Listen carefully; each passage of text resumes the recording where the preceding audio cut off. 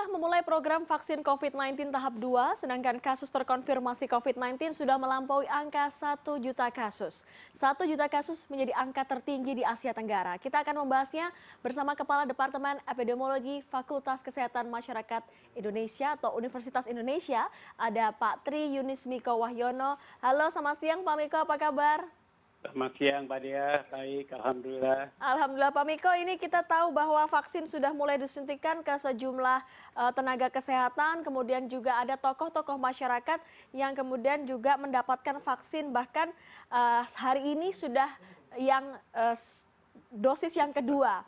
Kita tahu bahwa angka penularannya begitu tinggi, positivity rate kita di atas 30%, 6 kali WHO, tapi juga ada vaksin. Anda melihat apakah optimisme vaksin ini kemudian membuat masyarakat kendor? Ya, jadi masyarakat harus tahu bahwa pertama, vaksin yang digunakan di Indonesia adalah double dose, artinya akan 2 kali pemberian. 1 kali pemberian tetap menimbulkan antibodi, tapi dosisnya atau kadarnya di dalam tubuh belum pada level yang memproteksi.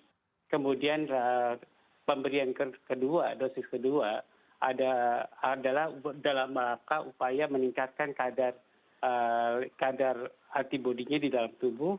Kemudian dengan pemberian kedua, maka kadar antibodi di dalam tubuh melewati kadar atau level antibodi yang memproteksi di dalam tubuh kita. Oleh karena itu, kita perlu 2 kali divaksinasi COVID-19 oleh vaksin apapun, kira-kira begitu. Nah, kalau belum 2 kali, belum bisa melindungi tubuh kita dari infeksi COVID-19. Nah, kemudian vaksin efikasinya yang Sinovac adalah 65,3%. Itu berarti 35% orang Indonesia kalau disuntik vaksin Sinovac kemudian akan mungkin ada yang menimbulkan antibodi pada level yang terproteksi, ada yang pada level yang belum terproteksi meskipun sudah 2 kali.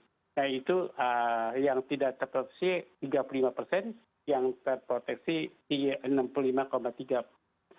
Begitu, Mbak Dea. Artinya ada kaitannya efikasi vaksin dengan tertularnya pasien yang sudah diberikan vaksin. Kita kalau lihat efikasi beberapa vaksin, misalnya sebut saja seperti Pfizer, BioNTech di Amerika hingga klaimnya 97,97% misalnya. Juga begitu Pak Miko dengan Sinovac yang efikasinya lebih rendah? Ya Pak, sangat berbeda. Vaksin Sinovac pun juga berbeda pada saat diberikan di Turki. Dia vaksin efikasinya 90%. Pada saat di Brasil, vaksin efikasinya bahkan 50%. Jadi di Indonesia ini lebih tinggi dari di Brasil. Itu amat tergantung virulensinya atau virus yang beredar di negara tersebut, atau sangat bergantung pada insidensinya di kalangan populasi negara itu. Di Indonesia menurut saya insidensinya atau virus yang beredar di lingkungan kita itu cukup banyak, sehingga kalau kita diimunisasi pada uji klinik fase 3 yang dilakukan di Bandung, ada saja orang yang terinfeksi COVID-19. Bahkan ada orang yang tidak disuntik kemudian punya antibodi. Itu pada orang-orang yang di Bandung, itu berarti ya mereka yang tidak disuntik menimbulkan antibodi itu adalah orang-orang yang terinfeksi COVID-19. Jadi itu akan menghasilkan vaksin efikasi 65,3%, begitu Mbak. Baik, menarik kita soal vaksin ini cukup menarik karena ada beberapa orang yang kemudian masih tertular COVID-19 setelah suntikan yang pertama. Sesaat lagi Anda jangan kemana-mana Pak Miko dan pemirsa, tahan dulu karena sesaat lagi kita akan bahas soal mengapa positivity rate di Indonesia masih tinggi dan hingga kemarin mencapai angka lebih dari 1 juta kasus. Tetaplah bersama kami di After 10.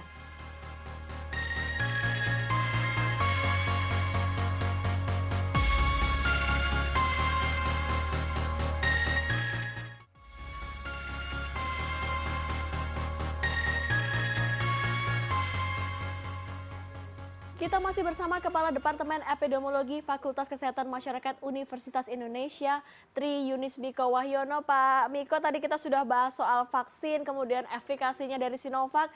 Kita bahas yang lebih luas lagi. Kalau vaksin itu hanya sedikit salah satu cara untuk mencapai herd immunity atau kekebalan kelompok. Tapi kita akan lihat bahwa positivity rate kita 6 kali dari ambang batas WHO. Anda melihat intervensi regulasi yang dikeluarkan oleh pemerintah, apakah sudah cukup untuk bisa menekan penularan? Iya, kasus COVID kumulatif kita sudah melebihi 1 juta. Jadi itu merupakan kasus tertinggi COVID-19 di Asia Tenggara dan nomor 5 di Asia.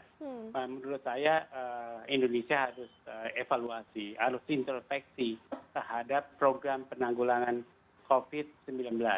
Apa yang kurang harus kita perbaiki. Menurut saya mulai dari tes ya, harus diperbaiki. Di desa-desa masih kurang. Jangan-jangan nanti di kota hilang, di desa akan timbul begitu. Kedua, isolasi yang belum sempurna. Baik itu isolasi di rumah sakit maupun isolasi di rumah sendiri begitu atau mandiri. Karantina tidak dilakukan begitu.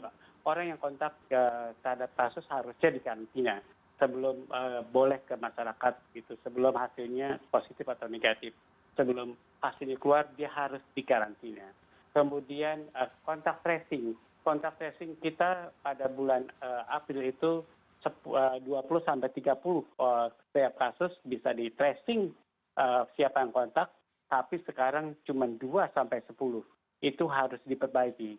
Kemudian pelayanan kesehatan sekarang hampir penuh pada daerah-daerah merah atau provinsi merah atau kabupaten merah atau kota merah atau orange, bahkan semua fasilitas pelayanan sudah hampir penuh. Kemudian sudah melewati ambang batas yang ditentukan oleh WHO 60%, semua di atas 60%. Ini menakutkan Indonesia. Padahal itu Jawa dan Bali, ya, di mana rumah sakit yang harusnya tidak penuh itu sudah penuh.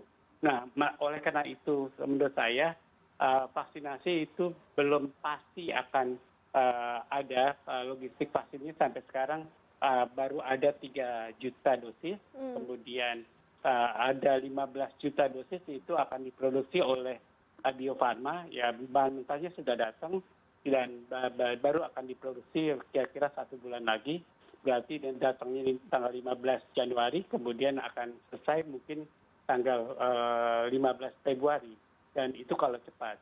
Dan yang lainnya dari 600 dosis sekarang, kalau dulu sebelum menteri yang baru itu 300 juta dosis yang dijanjikan, tapi menteri yang baru bisa menjanjikan 600 juta dosis. Jadi kalau 600 juta dosis akan selesai dalam waktu, kalau menteri yang lama 15 bulan, apakah menteri yang baru belum menjanjikan waktu berapa lama akan selesai. Tapi masalahnya adalah 3 juta dosis untuk frontline, untuk petugas kesehatan dengan izin edar EUA, bukan izin edar dari resmi dari Badan POM, dengan skema penggunaan EUA akan diberikan pada petugas kesehatan. Menurut saya itu akan berhasil baik, karena itu ada petugas kesehatan. Jadi menurut saya planning terhadap vaksinasi di Indonesia harus clear allotment-nya atau jalan panjangnya, sehingga penanggulangan COVID-19 juga jalan panjangnya akan clear di Indonesia. Menurut saya seperti itu, Mbak. Salah satu penanggulangannya juga PPKM. Ada 7 daerah di Indonesia yang menjadi daerah dengan dengan aturan PPKM. Tapi nyatanya kita tahu sekarang penambahan kasus perharinya di atas 10.000. Apakah PPKM ini hanya aturan yang kemudian hanya dikeluarkan tapi tidak dilakukan hal yang kemudian membatasi benar-benar kegiatan masyarakat, Pak Miko? Ya, jadi sebenarnya dalam bahasa Inggrisnya cuma 2 opsi pembatasan kegiatan masyarakat gitu. Opsinya adalah lockdown atau social distancing. Ya. Kemudian social distancing di Indonesia kemudian di Indonesia kan PSBB begitu. Social distancing ada ringan, sedang, dan berat. Harusnya pada kondisi wabah yang belum menurun, apalagi dengan positivity rate yang tinggi, itu menunjukkan wabahnya sedang meningkatnya, harusnya itu melakukan social distancing sedang. atau berat. Atau kalau social distancing berat itu sama dengan lockdown begitu. Jadi hampir sama dengan lockdown. Paling bagus adalah social distancing berat, kemudian kalau paling tidak harusnya social distancing sedang. Nah, di kita tuh ada PSBB, ada PPKM. PSBB itu aturannya atau perundang-undangannya diatur dalam peraturan pemerintah. Nah, sedangkan PPKM itu diatur dalam Permendagri. Jadi itu menurut saya menjadi susah begitu karena PPKM sebenarnya adalah PSBB yang keluar dari aturan PSBB menjadi PPKM. Jadi istilahkan PPKM supaya tidak sama dengan PSBB dan susah memberikan batasan yang sama dengan PSBB. Kalau sama dengan PSBB akan kemudian kenapa jadi peraturan yang berbeda begitu. Jadi menurut saya di Indonesia menjadi susah secara peraturan dalam melaksanakan PSBB begitu. Harusnya PSBB sedang begitu, harusnya sosialisasi sedang, maka itu dilakukan PPKM. PPKM sebenarnya PSBB tapi PSBB sedang ke arah ringan begitu. Dan itu tidak cukup buat negara ini yang sedang wabah, kemudian sedang meningkat-meningkatnya, kemudian tidak akan berhasil dalam mengurangi pertambahan kasus COVID di Indonesia. Kalau misal tadi Pak Miko menjelaskan bahwa social distancing saja kalau sudah begini jumlahnya penularannya sudah cukup masif, sudah tidak bisa, apa langkah jangka pendek yang bisa diambil pemerintah memang jika memang ingin benar-benar memutus rantainya? Jadi rantai penularan bisa diputus dengan melakukan hal yang baik berdasarkan kontak tracing. Dari kontak tracing kita ketahuan apa klaster yang terbanyak. Maka klaster yang terbanyak itu harus diintervensi supaya klasternya hilang begitu. Kalau klaster keluarga itu banyak seperti di DKI Jakarta, maka keluarga-keluarga itu harus dilakukan intervensi. Kemudian bagaimana memutus rantai penularannya? Ya kita lihat ada dari hasil kontak tracing begitu, Mbak. Kemudian kalau itu angkutan, ya kita lihat bagaimana memutus rantai penularan melalui angkutan umum begitu. Kalau itu pasar, kita lihat bagaimana melakukan intervensi di pasar. Jadi kita tata pasarnya, kita tata angkutan umumnya, kita tata pemukiman di masyarakatnya. Kalau itu tidak memungkinkan ya maka kalau pemukiman tidak memungkinkan maka pemerintah harus wajib menyediakan fasilitas isolasi oleh pemerintah. Kayak di Padang, menurut saya Provinsi Padang itu dari awal mereka menyediakan fasilitas isolasi untuk pasien COVID. Dari Maret 2020 mereka menyediakan fasilitas isolasi oleh pemerintah daerah. Artinya 3T tetap harus jalan ya Pak? Iya, kalau menurut saya Jakarta terlambat, kemudian semua provinsi terlambat kecuali Padang, begitu. Baik. Semoga provinsi lain juga bisa segera cepat mengambil langkah seperti di Padang, Sumatera Barat. Yang penting 3T dan masyarakat 3M. Terima kasih Pak Tri Yunis Miko Wahyono sudah meluangkan waktu untuk kami di After 10.